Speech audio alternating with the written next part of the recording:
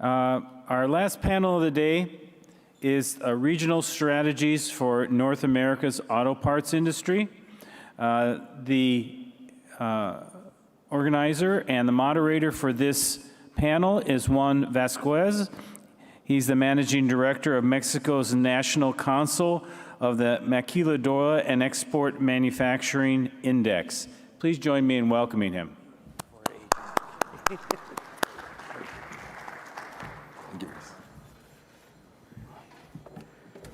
Hi, good afternoon. So for this panel, I'm going to introduce our panelists for today. The title is Regional Strategies for North America's Auto Parts Industry. And we have with us, joining us virtually, Ann Wilson from Motor and Equipment Manufacturers Association, Senior Vice President in Government Affairs. Good afternoon, Ann. And also we have present here, Oscar Albín, Mexico's National Industry and Automotive Parts Executive President. Hello, Oscar. Hi. Nice to have you again. And Gian Paolo Vescio, Canada's Automotive Parts Manufacturers Association, General Counsel Assistant. Hello, John. Hello. Okay, so let me see if my microphone works. Great. So I'm going to explain the mechanics of this panel today. We're going to be asking a series of questions, and everybody's going to have the opportunity to respond from their point of view, from their country's point of view, and so we can have a complete idea of the region. So the first one would be, how can companies in North America work collaboratively to develop and strengthen the supply chain to lower the imports from Asia? Do governments need to join this effort? And if so, what public policies should be enacted? Anne, if we can start with you, please. It's interesting that you start with me on such a difficult question. Well, first and foremost, thank you so much for having me and letting me participate virtually. I would say there's a couple of things. Our members continue to recognize the importance of the North American supply chain.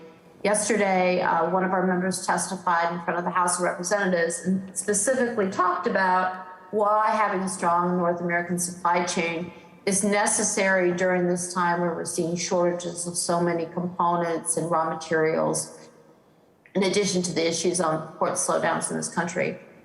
But at the same time, the U.S. needs to really balance their the current administration's push towards a Buy America policy, and how that works with USMCA and our neighbors, Canada and Mexico. I know Canada has just recently expressed their own concerns about the Biden administration's Buy America policy. And we are going to continue to express our concern that any Buy America policy has to retain and really strengthen any of our trade agreements overall.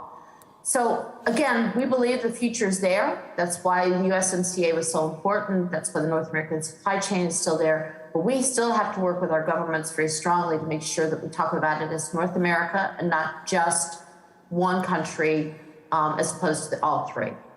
Okay, so talking about strengthening free trade agreements, and maybe the policy should be focused in that area. Would Canada have the same point of view? Yeah, I think that, the other thing that you also have to take into consideration when kind of thinking about these concepts is that Asia, or let's say China, for example, they're making decisions on a completely different system. I mean, in North America, where we are beholden to our shareholders, there's all of the different companies that are subject to the USMCA rules are all companies that are part of, that answer to their quarterly earning reports. And so I don't think we can sort of look at these things so much in a vacuum. The levers that governments have, for example, to pull to sort of, I don't want to say force collaboration, but incentivize collaboration, they're trying to do. And we're still kind of working through that. I mean, even with respect to what Ann said on, let's say, the RVC rules, that we're all still trying to figure out the exact technical terms on. I think that, yeah, there is definitely work to be done. There's no question that the importance of having a unified supply chain or a unified understanding within the three countries is necessary. But we might be looking at these things in a different dynamic. I mean, China, for example, there's different ways that companies operate than they can here. And so governments have to play that balance between providing the ability to maybe incentivize collaboration amongst firms, and then also allowing companies to be competitive with each other. I was having this conversation with my boss, Flavio, and we were saying, would there be any situation where, let's say, in the event that California went to bat for Ontario to make sure that at least there was production happening in North America as opposed to, in a lower cost jurisdiction. So definitely, I can't really disagree with anything Ann said, but I think from a Canadian perspective, yeah, we definitely believe that that's possible, and that being able to work through these small points, I think, is necessary.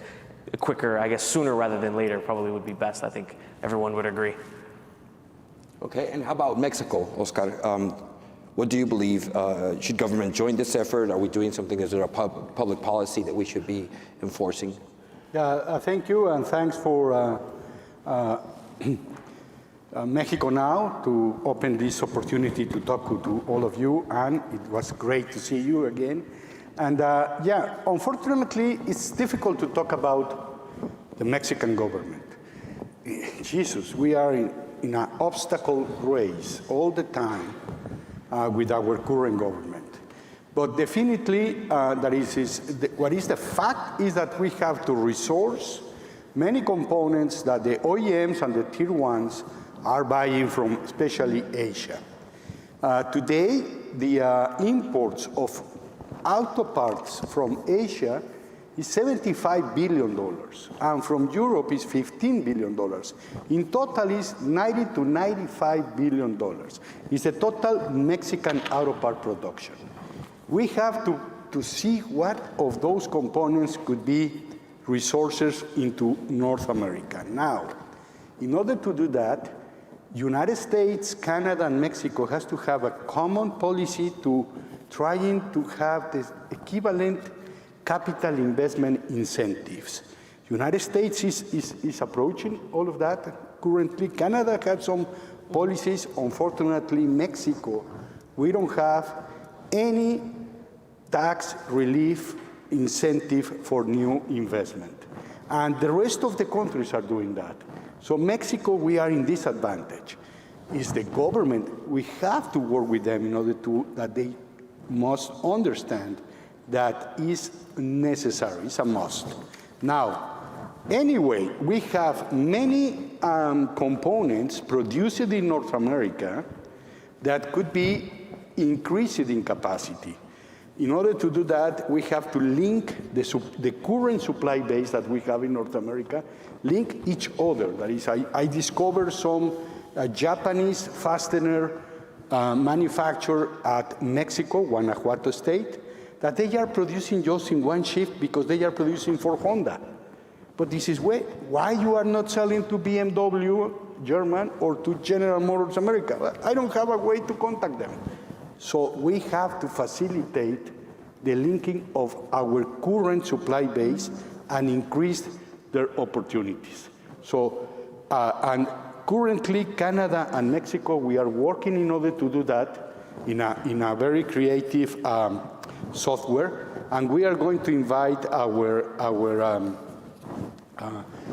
sister or brother from MIMA in order to do the same. That is, we together, we have to do it. Okay, so we talked about... Could I add just one thing? Sure. I'm sorry to do this from Washington, but one of the biggest problems that we have in the United States right now is workforce availability. Yeah. And, there's not a member of ours who would say they have sufficient workforce to meet their current needs. And we talk a lot, and we talk to the administration a lot about upskilling employees for the transformational agenda and how we make sure that we have the current workforce we need into our plans. And that's a place where federal governments can really act as a really good catalyst and organizer. And it's something that the U.S. definitely needs to do. Could I just coming off of what Ann said, in Ontario right now, the APMA, we're working on developing a digital school actually for this purpose, for facilities, for companies to be able to basically have a school for their workers to be able to upskill while they're on the job. And we found when talking to our members that, like Ann was saying, it is the biggest problem, aside from all of the other problems that we've been discussing for the last 2 days. But it is the biggest problem in not being able to find the people to do the work. And then at the same time, as the industry is moving towards more high-skilled production, being able to have the time and the workforce to be able to accomplish that. And so it's been a year now that we've been sort of developing this school, and we've had a lot of warm reaction to some of our members who decide, you know what, that's a great idea. I'm going to, and even some of our bigger companies turning around saying, I don't really need it because we already have an upskilling program, but my sub-supplier, he probably doesn't, or she probably doesn't. And so maybe you should talk to them. And I think, like what Ann was saying, this type of conversation happening all the time, saying, well, this is what the practice we're doing up in Canada or in Mexico, and sharing that. Okay, so we're talking about a region, we're talking about unification, linkage, maybe complement each other. So strengthen the region, that's what we were talking about. I think each country may have their own challenges, and linking those answers with the next question, because this is, I think, something that we've dreamed about or that we would like to have, but is it possible to really replace raw materials and components from Asia with a local supplier? Is it feasible? Or is it suitable that Asian companies will come to North America? How does cost play a role in this for the long term? We can start with you, Gian.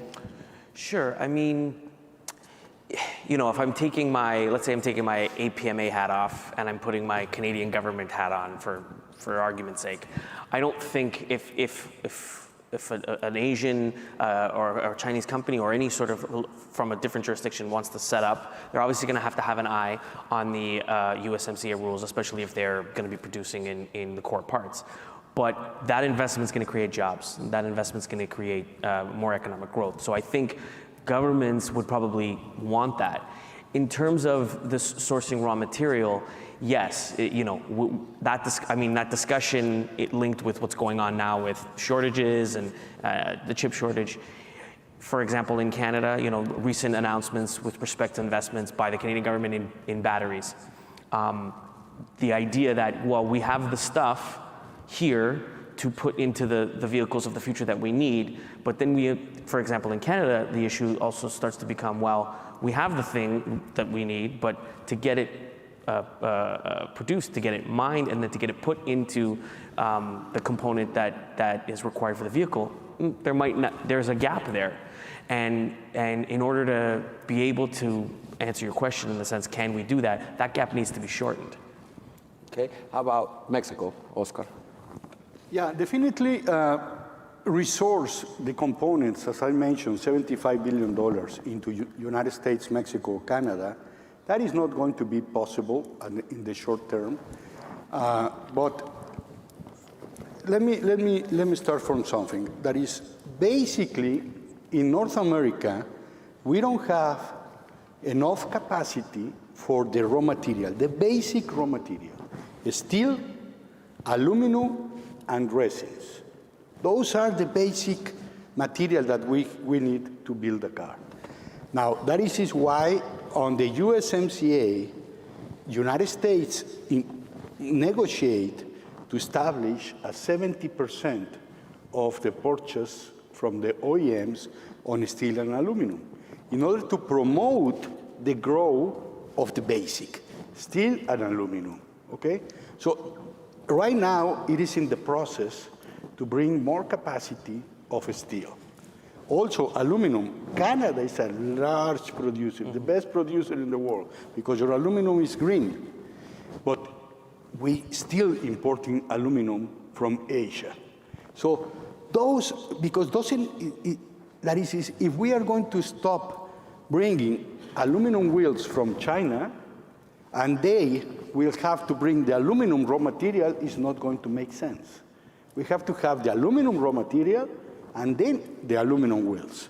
So those are the basics that, in my opinion, the United States is doing a good job establishing some conditions to promote the growth of the aluminum and steel business, okay?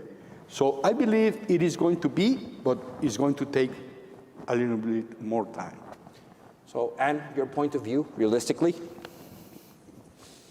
So it is definitely something that is going to have to be done. Is it 100%? No, I mean, Oscar's completely right. That is not something that we'll probably see in any of our professional lifetimes for sure.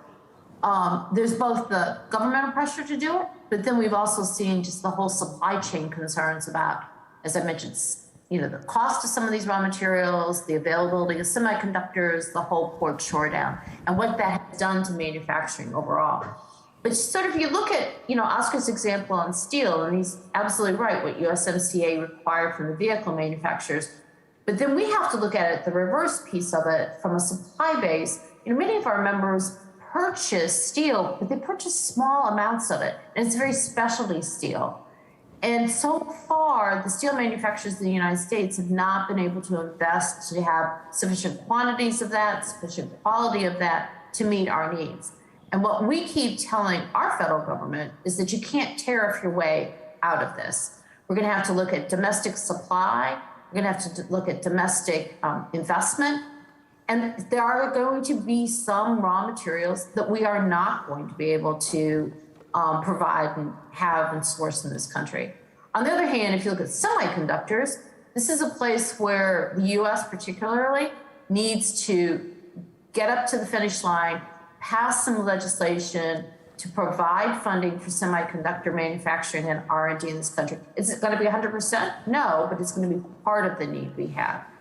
And I guess the last thing I'd like to say is I think this is one of the strengths of having a North American supply chain, because there are strengths from all three countries bring individually, but collectively we can nearshore, if you don't want to call it reshoring, nearshore some of these components, some of these raw materials, and help all of ours. I mean, there's a Southern expression that they use in South Louisiana of a rising tide lifts all boats. Well, we can be that rising tide to lift the boats, lift the manufacturing in North America overall. Okay, so you talked about something that we're going to discuss in our next question, which is nearshoring or reshoring. One would think that if there's a demand that cannot be met, there's an opportunity. Are we seeing a behavior, is somebody moving towards meeting those needs? Are companies reshoring operations? Or can you mention a couple of examples or the main reasons why these companies came back to the region, or what are the challenges to come back to the region? Oscar, we can start with you. Oh, thank you. It is difficult to mention names, but because normally these are private information, but we already saw some several landings of Asian production into Mexico, and it's happening. But I will mention one example. But we have to understand that when you design a car and you start getting parts from the plants that you approve it, that vehicle will born with a series of suppliers and is going to die with those suppliers. It is very difficult to resource a component that is in production, because sometimes it's safety. That is, if one OEM is importing the seat belts from Asia to build the car, they are not going to jump horses at the middle of the production to start producing it in Mexico. They don't have time. They don't have people, as Anne said, there is no talent available in order to repeat processes. When you go to that OEM, you say, are you able to reapprove another manufacturing location for the seat belts instead of Thailand in Mexico? It says, my people from seat belts are working for the 2025 car, not for the current car. So right now is resourcing some commodities, some components for the vehicles that is burning, not for the vehicles that is in production. Now, we have a good example of Cooper tire, the tires. Obviously, those ones that are for the aftermarket business, a tire company sell more tires on the aftermarket than the OEM. Those ones are the first components that are coming to be produced in North America, okay? Because the logistic of bringing tires from Asia is complicated, and also for the duties that they have to pay. So aftermarket is immediately, and OEM is going to take some time, okay? So that is the way that the components are landing. And from your perspective, is it happening? Yeah, it is happening. I think that there's a variety of reasons. Part of it is the whole supply chain crisis we've seen. Part of it is the tariffs. Part of it is USMCA. I think that it would be unfair to say that there's a lot of reshoring that I know of into the United States. It is into North America. A lot of it is into Mexico, and Mexico has benefited, as Oscar mentioned, by some of this reshoring.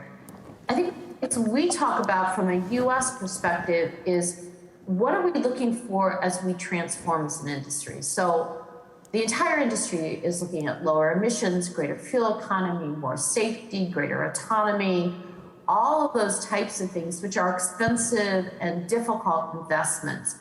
And one of the things that we keep telling the U.S. government is you're going to have to invest with us. So you're going to have to help us retool facilities in the United States, which could expand reshoring so that we can be on more electric vehicles or lower emission vehicles. You're going to have to help us with the ability to do more testing in the United States so that we can make sure that the new testing, the cutting edge of automation is being made here, so it can be tested here, so it can be sold here. I mean, and honestly, the other thing the U.S. has to realize is we have to have a market for these vehicles in the U.S. if we're going to make components here. Because if we don't have a market for it here, we're going to make the components other places and ship what we need into North America. Gian, from Canada's perspective?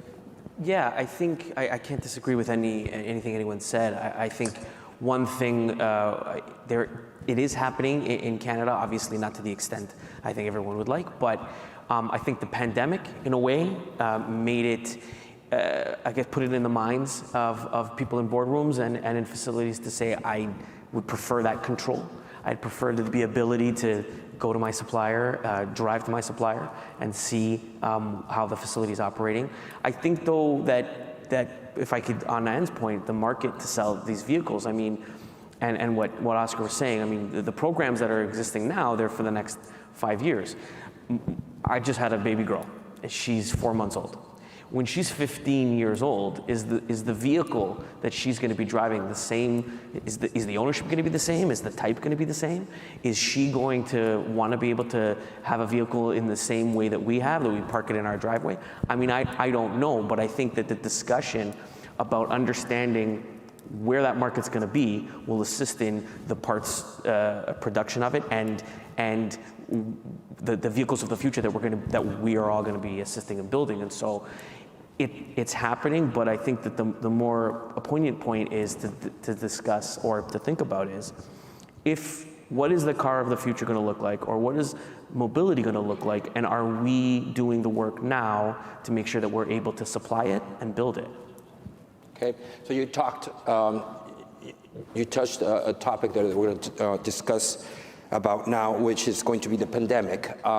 So we know about some changes. Are these changes permanent? Are the changes going to be temporarily? Are we seeing maybe globalization is going to an end and being replaced with regionalization? Or are we going to go back to globalization in the future? Are these changes permanent? Are they temporary? Anne, could you discuss, please? Well, we are part of a global industry.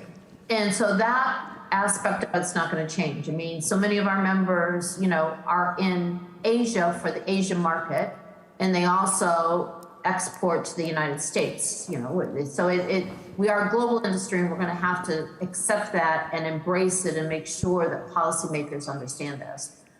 But I do think there's certain fundamentals of this that the pandemic has changed. I think the supply chain crises, which I spend the vast majority of my time working through this with policymakers, has really changed how we're looking at manufacturing.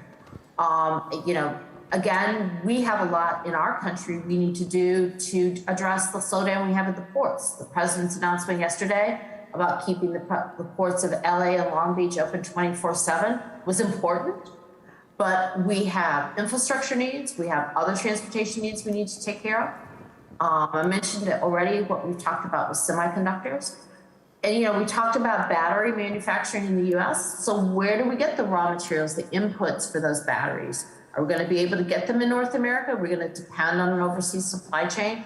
So again, we're going to have to balance these two out. And I think at the end, there's certain fundamentals that will be different, but the bottom line is we still are a global industry. And how, I haven't heard anybody tell me how that's going to change. And then, you know, at that time, we're going to be manufacturing globally, and we need to be able to export and import as the needs arise and as the markets, you know, as previously mentioned, the markets align with how those needs arise overall. Okay. Oscar, so permanent changes, temporary changes, what can you see? Oof, oof, oof. It is very difficult to have the crystal ball. As Anne said, I think we expand too much on this globalization. If you are in America, you will see that we are inbonding more material than outbonding, okay? So, yeah, we love globalization because we are buying from the best place to be produced. But if you are in Asia, they are really regional. They are not importing from Europe or from America. They are independent. They are self enough. But I believe we are going to more regional with a better balance, I believe. We have to have a better balance of the raw materials, especially. Now, talking about not only manufacturing, what is really global and is incredible to keep it global is the research and development. Research and development is every place. That is, if one OEM needs to go to India and contract a group of engineers in India, they will live there, they will have to work there, but the information is going to be transferred immediately. So I believe the manufacturing has to be with a better balance and the research and development to be global. I think that is going to be the final rule. Gian? Yeah, I can't disagree with anything anyone said. I mean, even an example with respect to research and development, I mean, the vaccine happened because of globalization, because people were able to talk with each other. I mean, not in our industry, but we're able to trade information back and forth. And yeah, COVID, I mean, the pandemic brought a lot of lights into things that we probably weren't thinking about prior to when it happened.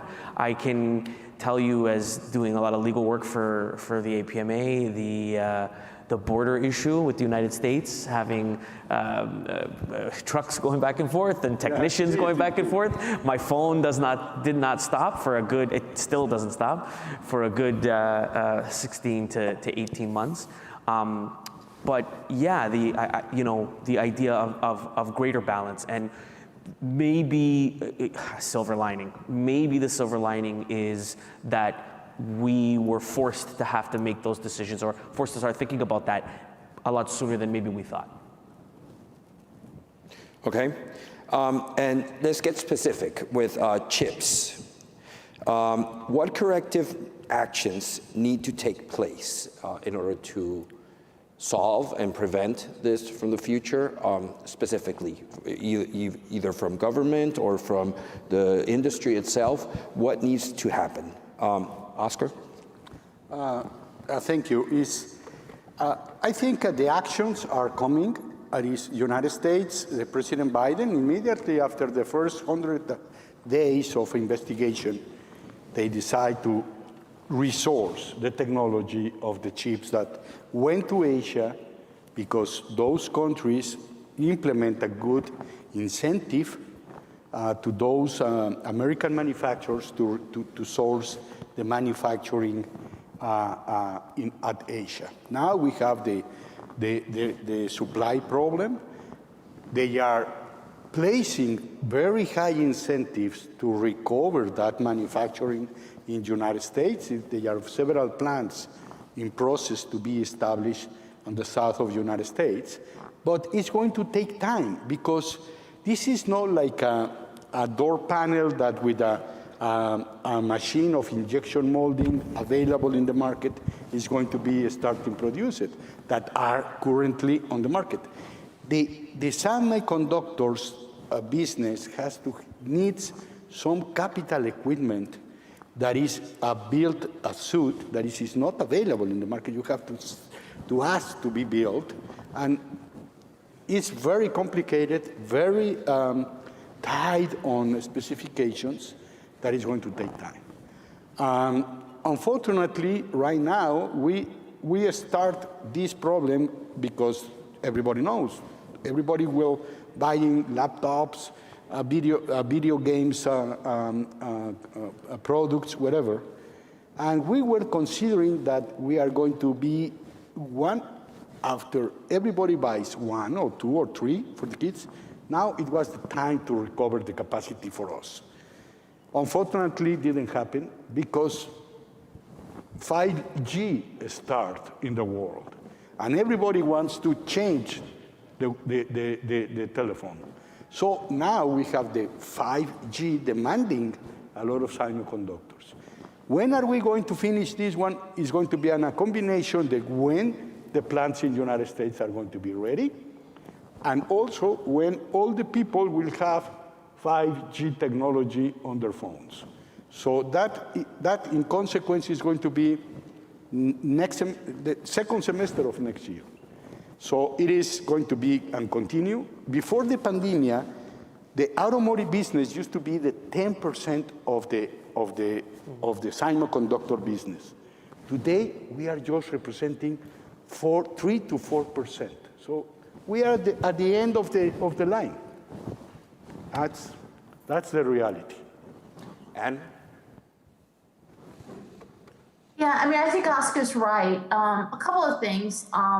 We are waiting and are strongly supported legislation that would provide $52 billion to help jumpstart chip manufacturing and research development in the United States. But again, once it's even passed, it's 3 years or so before those wafers, those chips really are going to make it out of those facilities and into any manufacturing process. The other thing we have to weigh is our industry is very dependent on what they're called mature chips, and is that really worth the investment in the US for new chip factories for these quote unquote mature chips? But we are very, very dependent on it. So that is just part and parcel of the problem that we're going to have continuing. One of the things that we've been working on with vehicle manufacturers and with the US government is to try to get our arms around the data of where the challenges and the bottlenecks are in the chip crisis. And there's a lot of different theories about where they are. And I think it depends on who you talk to, of whether they would call it, pre-buy, if they would call it hoarding, if they would call it diversion. The wafer manufacturers, chip manufacturers say that they are producing and shipping more than they ever have before. But vehicle manufacturers are talking about how they have stopped shipments all the time. And you see this in how they are having to slow down and even halt production of certain vehicles, which is affecting all of our members, even those who don't use chips. So we are working with the federal government on the collection of information. And hopefully what can happen is the industry can then take over this collection of information, sort of like what they do now on cybersecurity, and own that data and own that analysis in the way that we can understand when a new crisis might happen in the future, what it looks like, so that we can forestall the kind of real crisis that we have. Because we hear this going way into 2022, and some even say to 2023. And that's something that we've got to plan now for, so that we don't have a repeat of that action. If we can correct it as much as we can now, and then so we don't have a repeat of that action going forward. Gian? Yeah, I think that's an important point, because I mean, even if you compare sort of their linked issues, but separate at the same time, with the pandemic, we quickly learned how to be COVID safe in order to continue production. We understood what we needed to do to at least in Canada, our members, what we needed to do to reorganize their facilities and PPE and all that. And with this issue, it's a lot more complicated. Everybody's looking for the same solution at the same time. And because it's so globally interconnected, when we're all looking for the same solution at the same time, we all look at each other with our hands in the air. I think, if I'm speaking from a Canadian perspective, if the United States initiating a mandate like that in order to determine, first of all, to incentivize companies to invest in semiconductor production and to determine where these issues are. From Canada's perspective, we're going to say yes. I'm going to advise the Canadian government to say governments usually react for the sake of reacting, because that's what governments do. And I would caution that to say, well, let's provide support to our American brothers and sisters, because we're going to have access, because we all decided that we were going to get into a free trade agreement with each other. But like everyone has said it, and I'm sure the three of us aren't the first people saying it on this stage, if I knew the solution, we'd probably have a lot more money, right? Okay. Now, is USMCA, the current rules, are they helping or are they hurting the industry? That we have the labor rules, we have rules of origin. What kind of changes, if it was up to you, what kind of changes would you propose? Anne? That's what I get for being the one virtual participant, right? Isn't working. I think it is working, but we are creating regulations, we are creating programs, we are creating work streams from this as we comply. And that's a very difficult thing for manufacturers to do, particularly when they already have a supply chain crisis and the intense pressure to transform the industry overall. So is it working? Yes. And was it necessary? Yes. Do I wish we had taken more time as three countries to answer some of these questions before we actually had the date of entry? Yes, I do. I will say the one thing that concerns me from the U.S. perspective is the continuing focus of the United States government and the Biden administration particularly on the labor piece of this and using trade as sort of a blunt force to promote U.S. labor. And a rising tide lifts all boats. You have a trade agreement to lift all three countries, to lift the region, to lift all of our people up. And I understand, and the experts have always told me, there's plenty of room for all of us to prosper under USMCA. And I think that that is one of the challenges that we as US representatives are going to have to work our way through the next couple of years. Okay, Oscar, hurting, Let helping? the other two clean up from what I said.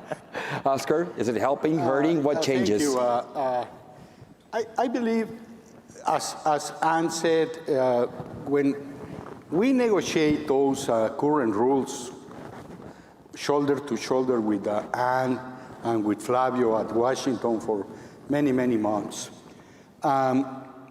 we didn't know that it was going to be a big hole on the production with the pandemic and the supply chain.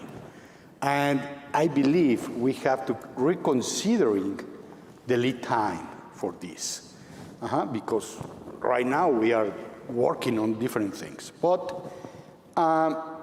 one of the problems that if this is going to work is some Mexican manufacturers of the OEMs and the tier ones are considering that it's too complicated too high cost to follow up and to accomplish the complete rule in order to save the tariff.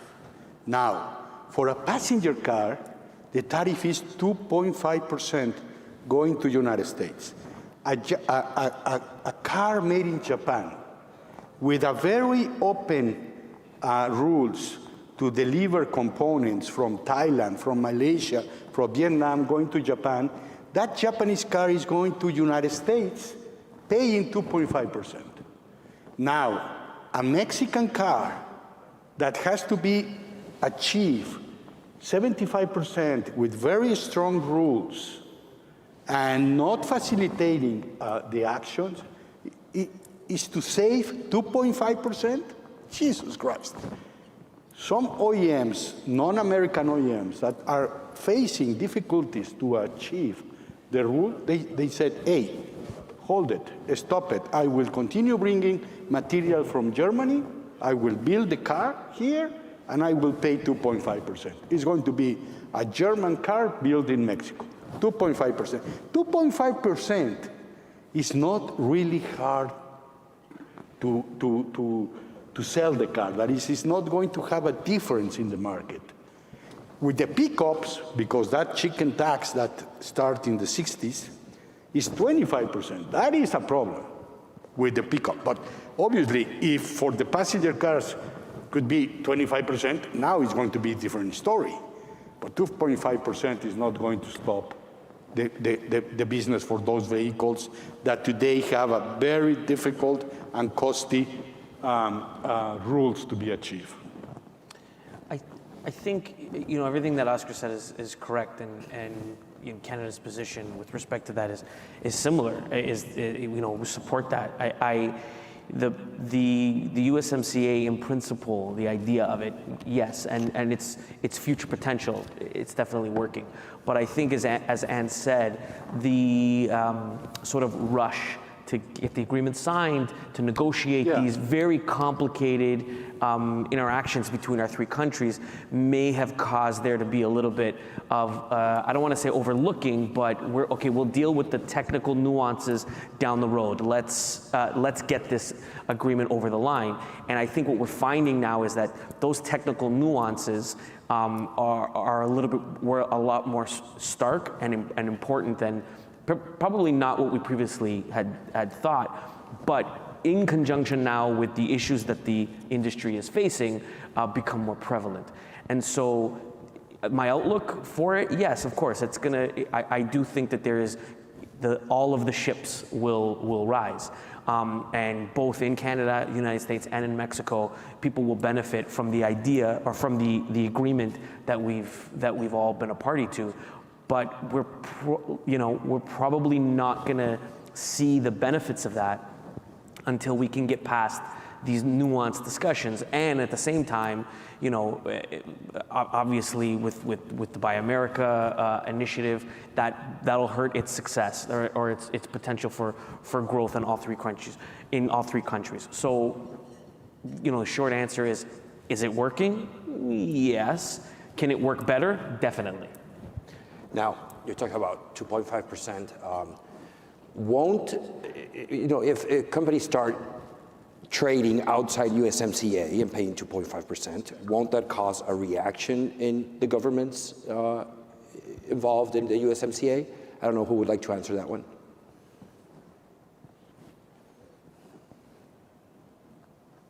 I think what my concern would be is that it takes a while for governments to react. And, you know, as Oscar's pointed out, you know, the lead time for manufacturing a vehicle and some of these decisions have a lot longer tail than it takes governments to react.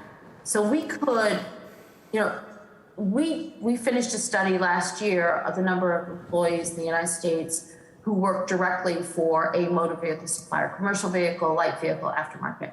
Almost 1 million individuals directly, not other jobs, but directly are employed. You could vastly diminish the number of jobs there are, and vastly diminish, you know, key manufacturing capability before our federal government would probably be in a position to react in that way. And so that there's a very good balance that we have right now, and we've all got to work really hard to protect it. Okay, and for closing remarks, how do you envision 2025 supply chain? Because we know that this chips issue is going to maybe continue throughout 2022. I don't know if 2023, but how do you see 2025? Yeah. If I could look into Oscar's crystal ball, yeah, once I think as companies start to realize how to sort of crawl out of the pandemic and kind of understand, and I think data is important on where semiconductors come from, and if governments can, understanding that what happened through the pandemic where things were shut down very quickly, but it was very difficult to get things back up again. If those things are taken into consideration, then maybe not 2025, but a little after, then maybe we will start to see the success and start to see the benefits reap in all of the three jurisdictions. But we're still, I think, a little bit in the forest. We can see the light coming out. We can see sort of where the end is, but it's still going to take us a little while to get there. Oscar? I will say that 2025 is very short time. We really need, the automotive industry is more longer vision. That is, as I will rephrase your question saying 2030, okay? Now, unfortunately, the new president of the United States is forcing the industry going into electric vehicles. In 2030, maybe we are going to have half and half. And that is going to be a different auto parts sector that is going to be involved on the electric vehicles. 70% of the car will remain the same. That is the body, the interior trim, the suspension, the steering is going to be the same one. But the other 30% is going to be very interesting. For example, Mexico is the highest wiring harnesses producer in the world, okay? And electric vehicle obviously is going to have more expensive and more interesting wiring harnesses, and we are going to produce it. Now, batteries, the lithium require a lot of energy, a lot of water to be produced. Maybe United States or Canada, that has a very inexpensive energy, will be the alternative to produce it. I think we have to take the best of every single country to produce those components, okay? And we have the resources, we have the intelligence. I think it's going to be a great opportunity to build that section of the car from scratch. And crystal ball, pick your year. Crystal ball. I like 2030 better than 2025, so I'll do it from there too. We're on the brink of transformation, and we'll be in the midst of transformation in 2030. We hope the U.S. will take a more holistic view towards emission reduction and vehicles, and allow for plug-in hybrids, allow for hydrogen fuel cells, as well as battery electric. That allows more suppliers to transform without having to drastically change or alter or close, honestly, their operations, as Oscar already mentioned. So I think that there's a lot of that part of the transformation that's really exciting, can be very interesting. But at the same time, we have to maintain the vehicles that are on the road. And one of the things that a lot of people are talking about in the United States is equity of car ownership. So we are a country that depends on car ownership and car usage. And what does that mean? So, for those who have to go into a new vehicle park, does that mean that they have to only pick the battery electric vehicle? That's why we think a choice is going to be very, very important. But we still have the aftermarket of the vehicles that are currently on the road. And so we're going to have both the ability to talk about the transformational aspect as well as why we still maintain the vehicles on the road. So we're going to be in the midst of this transformation, and that's why, you know, investments from governments are important. That's why incentives to consumers are important. That's why wide ranges of technology need to be pursued, and that's why we need upskilling and reskilling of our workforce. But it's also why the North American supply region, why USMCA countries, why Canada, the US, and Mexico can work together for all of us for component manufacturing. Okay, well, thank you very much. I think we've wrapped up this panel. I think, I don't know if we're going to, for some questions. Sorry, John. No, the only thing I was going to add to what Ann said was, and that's why the panel that we had before this one is also important. Getting people who normally would not have been in automotive, getting them involved in automotive. That's all I would say. Okay, very good. Well, we got some questions from the audience. There we go. Got some questions from the audience. A lot of people worried about raw materials issues. Ann, we'll start with you. The topic of raw materials, critical. How can local producers compete with subsidized raw material or, quote, export incentives from China? Shouldn't this be a dispute to the World Trade Organization? Well,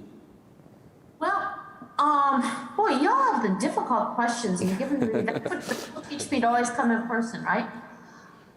I think what's really important is the United States Trade Representative Catherine Tai gave a speech a couple weeks ago in front of the Center for Strategic and International Studies, and she laid out the Biden administration's view on China. And one of the last things that she talked about, and didn't spend as much time sort of expanding on, was how we need to work with our allies in really working with China on these issues. And that, I think, is a key issue when you talk about raw materials, the importation of raw materials, because honestly, we're not going to be able to compete. And we have to work with Europe, with our USMCA neighbors, with Japan, with other Asian countries to push those types of issues with China.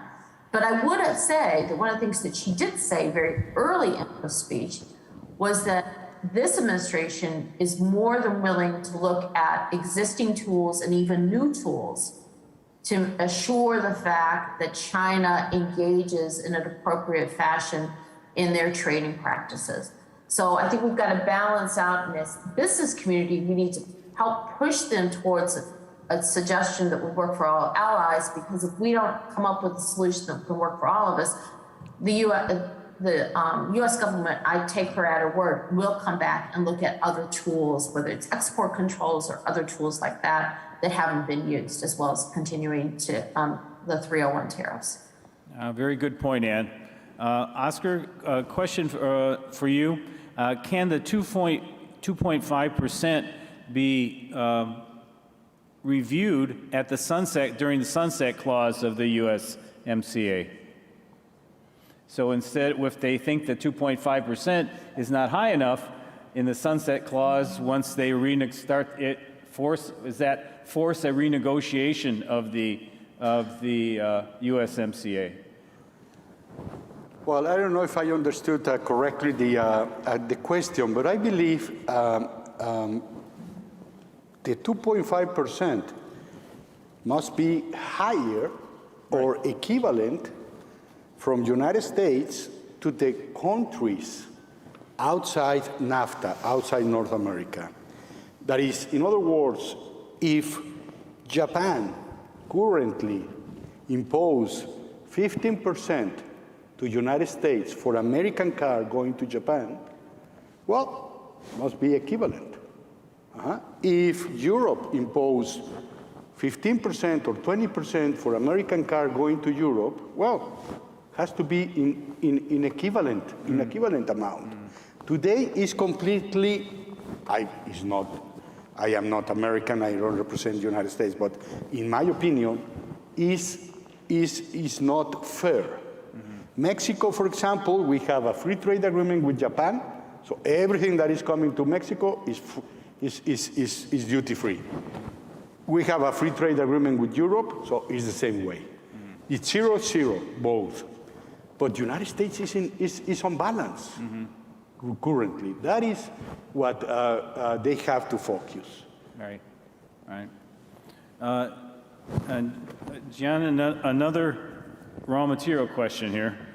Bringing business from Asia to North America would be great, but what about the cost? Raw material is already more expensive in the US than in Europe or China. Who will pay the additional cost? It's interesting, that question. I was having a conversation with one of our members actually before I came, and we were having this exact conversation. He was saying, look, the cost is the biggest issue. And sometimes the supplier turns around and says, look, this is where you're getting, this is what you have to do. But I think that sometimes, looking at the future, we may want to turn around and start finding value in other areas other than just cost. And if you're able to control the process and be able to have more control and more ability to, communicate better with your supplier, that might assist on the cost. Now, obviously, yeah, governments may have to turn around if this is an initiative or an incentive that they want their industry to make. Yeah, the government may have to step in, but there's no single answer to it. Let's see, Oscar. Great point about changing sourcing during production and in the aftermarket in your discussion. As the USMCA begins, are you seeing any changes taking place in the Mexican supply chain? Well, we are experiencing several landings, manufacturing in Mexico, but we have some availability of people also in some regions, especially in the center of Mexico, that grow very rapidly. That is what we call Bajío. And, but I believe we have right now a good opportunities in Mexico to bring Europeans and Asia manufacturing. We have enough people. Also, something that is happening right now in Mexico, in order to have that availability of personnel, we have a lot of immigration from Central America into Mexico, trying to go to United States, trying to come. But they are there. And if we compare our situation with Europe, for example, there is a lot of people from Eastern Europe or Middle East coming into Europe. Europe is taking advantage of that, and new people trying to have a better life. Well, I believe we in North America, if we have a problem of labor capacity, well, we have to work together, and we have that people that is willing to work. Maybe someone has to be landing in Mexico with some working permit, to expand the capacity, and same some Mexicans coming to United States with a working permit, and make this on the reasonable and on the law conditions. Otherwise, it's going to be very good people to be working on the crime. So it's going to be our opportunity to expand our labor availabilities. Good point, very good point. Gian, do you see any changes going on right now in supply chain in Canada because of USMCA? Yes, like discussing sort of the nearshoring or the reshoring, there are companies that have turned around and said, okay, well, we are going to find more value in the ability to control more of our supply chain and our production process. And even some OEMs are directing to say in their standard practices, this is where we would like you to source, and this is where we would like your components to be made. And so it's starting to happen in conjunction with what everyone has said. Yes, there needs to be more of that. And the issues that create that dynamic to take place are, it's a plethora. It's labor, it's understanding different the trade dynamic with Asia or China. But it is happening. I think it's happening a little slower than we anticipated when the USMCA was sort of crashed together. When I say crashed, I mean the speed in which the agreement was made. But it's definitely starting to take place. Now, Ann, you get the last word. You said that this is going to be a long process. We'll be adapting we'll still be adapting in 2030. Do you see any changes taking place right now? Oh, yeah, there are lots of changes going on right now. I mean, if you look at, I just got off the phone earlier this morning with some commercial vehicle members of ours and talking about the importance of deciding on investments for electrification and how do you push for sufficient charging stations and other internal network infrastructure networks going on. The importance of automation, the importance of the automated vehicle, but also not just fully automated vehicle, but automated technology, both for safety and convenience and how we test for those. Now, we are in transformation as we speak. The consumers are demanding it, governments are demanding it for different reasons. And I think that's one of the reasons why the workforce piece is so important, so that we have an adequate workforce to meet that transformation. The thing that worries me is our smaller suppliers, our tier 2 suppliers, who need to have more help to make this transformation, and they can do it. I mean, they've made transformations before, but we've got to be able to help them and provide them with the assistance as governments and as industry executives. We've got to help them get there so we can still have that workforce and that manufacturing capacity in the US or in North America. Very good. Thank you, Ann. Thank you, Gian. Thank you. Thank you, everyone. Thanks to our panel. Just the last one. You want to have something? I want to close with this. I used to have a very good boss at Chrysler in my previous life, that it was Lee Iacocca. And he used to, when he landed at Chrysler from Ford, he said, "We are not the biggest, but we are the best." Talking about this panel, we were the last one, but we were the best.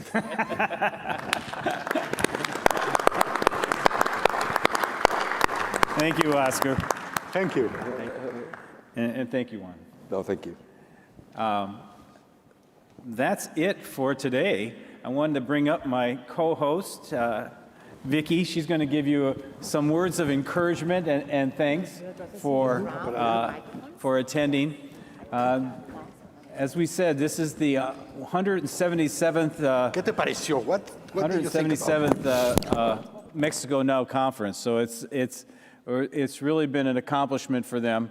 And want to thank all of you for sticking around and being with us.